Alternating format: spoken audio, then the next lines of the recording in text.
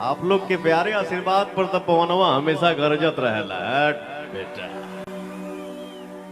चुप रहता हूँ, बवाल होते रहता है। आओ आओ आओ।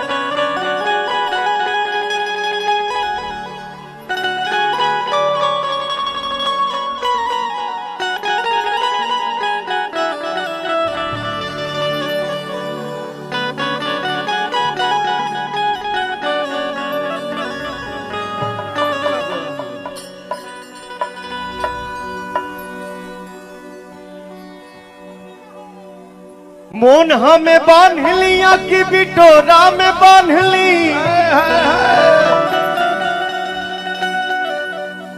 आप इतना दिल से आशीर्वाद ले रही हैं। हाँ खुश रह पैर छुआ तर तार भासुर कहाँ है? सादा सुहागिन रहे जिया।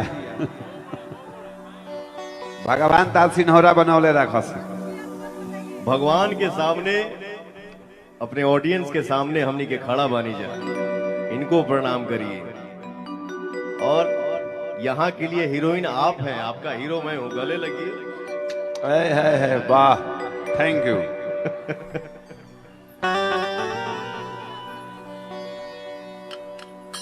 तो नाम क्या है बाबू?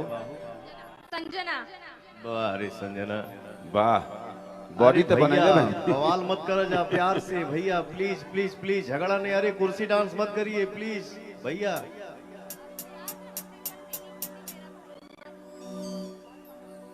ध्यान में नहीं आ रहा है बाबू, प्लीज भैया, सबसे रिक्वेस्ट बाप, जे भी बैठल बा खड़ा बा, प्लीज आप लोग शांति बनाई जा। ये कैला से कहा मिले वाला बा। पीछे थोड़ा सा भगदड़ हुआ है, आप लोग अपने जगह से बैठ जाए। पीछे वाले भैया हाथ जोड़कर निवेदन है, ये प्रोग्राम आपका है, परिवार आपका है, प्लीज जी।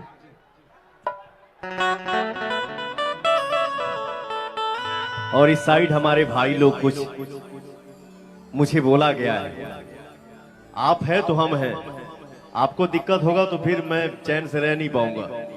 तो प्लीज जो ऊपर चढ़े हैं भैया, वो प्लीज नीचे आ जाइए। बाबू ना भैया, राजा राजकुमार, जय हो, लव यू।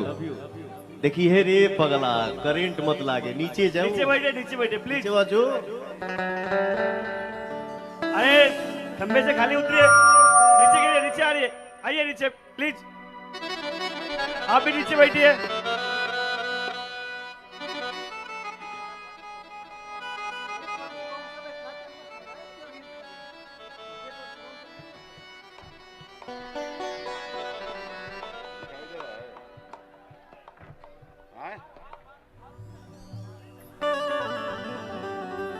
संगीत का आनंद उठाइए।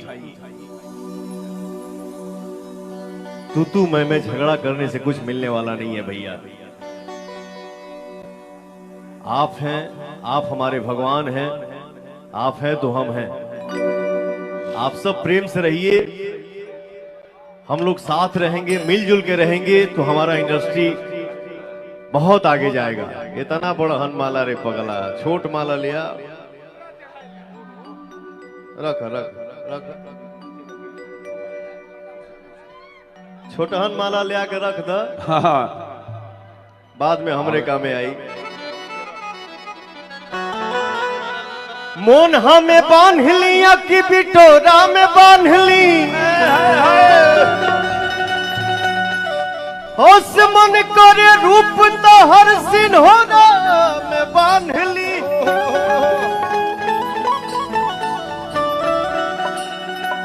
एक दिन अकेला में आंख जब चार भाई, तो मन कहल की लपकी के घोड़ा में बांध ली।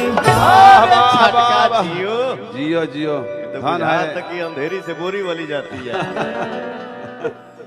जो कहरी बांध ना है जतौरे के नहीं।